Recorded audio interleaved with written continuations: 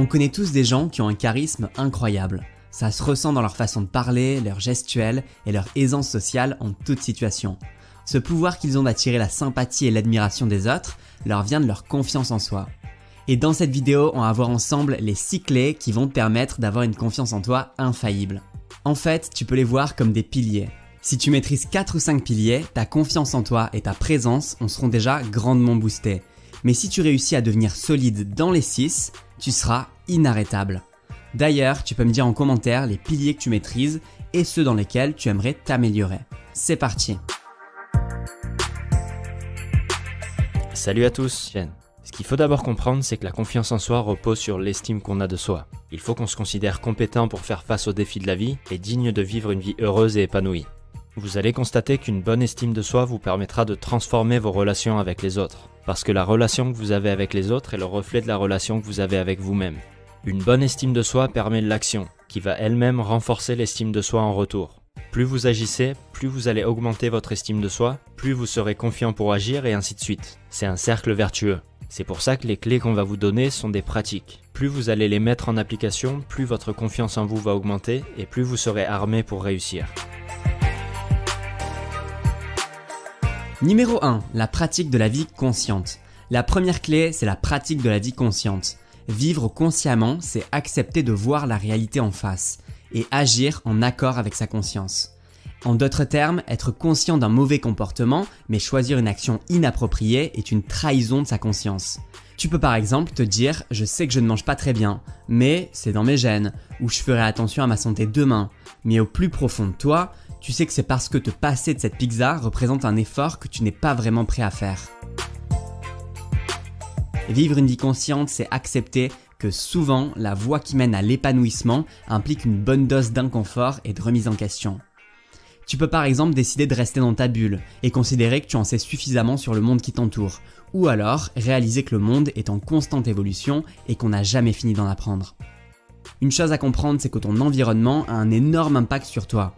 Ton environnement physique a des conséquences sur ta santé. Ton environnement culturel a une influence sur tes croyances et tes valeurs. L'économique a une influence sur ton niveau de vie. Et enfin, le politique sur tes libertés.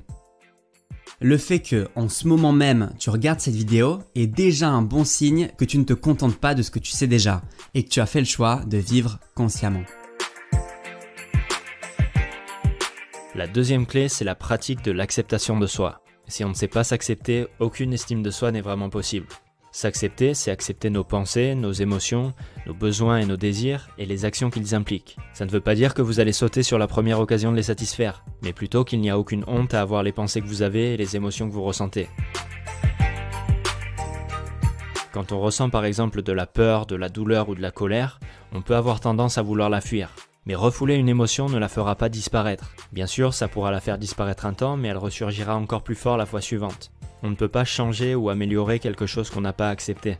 L'acceptation de soi est la première condition du changement et de l'amélioration. C'est pour ça qu'il faut faire preuve de compassion envers soi-même.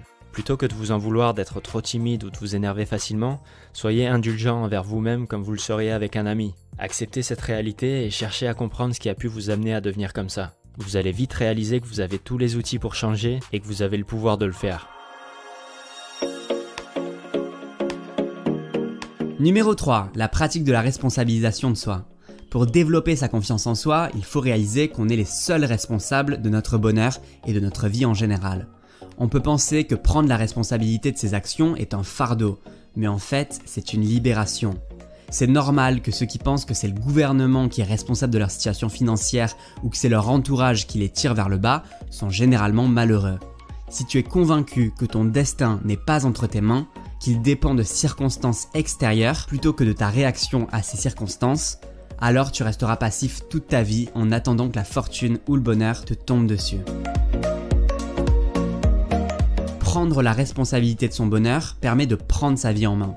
On réalise que le monde a un impact sur nous, mais qu'en même temps, on est compétent pour s'adapter et en tirer le meilleur. Il n'y a rien de mieux pour développer sa confiance en soi que de réaliser qu'on est le propre artisan de sa vie et qu'on peut en faire à peu près ce que l'on veut.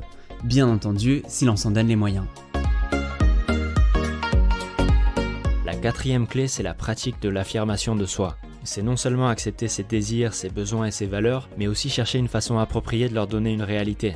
On peut céder à la peur ou à la timidité, éviter la confrontation ou l'inconfort que ça peut entraîner de partager ses idées et ses convictions, ou on peut faire le choix d'exprimer ce qu'on a en nous malgré tout. S'affirmer, c'est pas essayer d'imposer ses idées et sa vision par la force, mais plutôt refuser de dissimuler ce qu'on est dans le seul but de plaire. C'est tout simplement être authentique. En fait, ça peut paraître contre-intuitif, mais pour être accepté et aimé par son entourage, il faut pas se conformer aux opinions et aux intérêts des autres, mais développer les siens. Il n'y a rien de plus puissant que l'authenticité pour développer des relations saines et solides. Ça demande du courage, bien sûr. C'est beaucoup plus facile de renoncer à ses désirs et sacrifier ses idées pour être accepté. C'est plus facile de rentrer dans le moule et d'être un énième clone. Mais pour profiter du confort que procure la confiance en soi, vous devez accepter l'inconfort qu'implique l'affirmation de soi. Numéro 5. La pratique d'une vie axée sur un but. La 5e clé, c'est la pratique d'une vie axée sur un but. Vivre sans but, c'est s'en remettre au hasard, s'en remettre à la chance. Quand on commence à développer son estime de soi, on réalise petit à petit qu'on a de vraies capacités et on commence à se donner les moyens de les concrétiser par nos actions. On ne cherche plus à prouver quoi que ce soit à qui que ce soit, mais à atteindre son potentiel. Se donner un but permet d'orienter nos capacités et de canaliser notre énergie pour étudier les sujets qui nous intéressent. Par exemple, commencer à gagner sa vie, développer ses relations sociales et réaliser ses rêves les plus fous. Mais avant ça, il faut commencer par se demander « Qu'est-ce que j'essaie de réaliser dans ma vie ? Quelles sont mes priorités ?» Et ensuite, tu vas pouvoir commencer à te fixer des objectifs qui te permettront à chaque fois de t'en rapprocher un peu plus. À mesure que tu atteindras ces objectifs, tu prendras confiance en tes capacités et tu te rapprocheras petit à petit de la vie que tu rêvais d'avoir il y a quelques années plus tôt.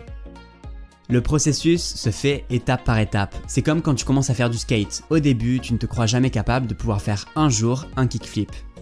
Et pourtant, plus tu prends confiance en toi, d'abord en arrivant à tenir sur la planche, puis en pouvant rouler plus à l'aise, et plus tu vas te fixer des objectifs ambitieux.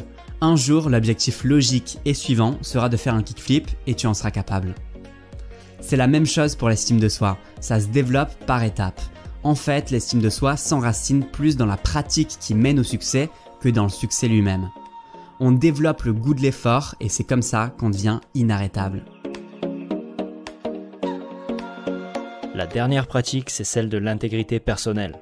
L'intégrité, c'est quand notre comportement est en accord avec nos valeurs et nos idéaux. Si nos actions ne sont pas en accord avec nos convictions, on se met petit à petit à se mépriser. Et le rejet de soi-même est bien pire que n'importe quel rejet venant des autres. Vous pouvez vous dire ça ne concerne que moi, personne ne sera au courant. Au-delà du fait que ça implique que vous accordez plus d'importance au jugement des autres qu'à votre propre jugement, votre conscience, elle, ne se le pardonnera pas et votre estime personnelle en sortira blessée. Dans un monde où tout le monde est intègre, c'est assez facile de l'être aussi. Si les responsables politiques et les personnalités publiques donnent l'exemple d'une conduite irréprochable, on se sent implicitement incité à agir de la même façon. Mais dans un monde comme aujourd'hui, où les personnalités politiques et publiques ont relégué leur devoir d'exemplarité au second plan, il faut être extrêmement indépendant et autonome pour ne pas se persuader que la quête de l'intégrité est futile et irréaliste. L'intégrité est plus que jamais une forme d'expression des valeurs qui nous sont chères. Et c'est le dernier pilier qui vous donnera une confiance en vous à toute épreuve. Le pilier sur lequel je me sens solide, c'est ce dernier pilier. Je pense que j'ai pris l'habitude d'en faire une priorité. Et le pilier sur lequel j'ai besoin de travailler davantage, c'est l'acceptation de soi. Je pense que j'ai encore une belle marge de progression pour m'accepter totalement. Et toi, quelle est la principale fondation de ton estime de toi parmi ces piliers? Et sur lequel est-ce que tu as besoin de travailler pour renforcer ta confiance en toi? On attend ta réponse dans les commentaires. Merci d'avoir regardé cette vidéo, on espère qu'elle vous a plu et je tiens aussi à, quoi qu'il en soit, pense à laisser un pouce bleu si la vidéo t'a plu et à t'abonner.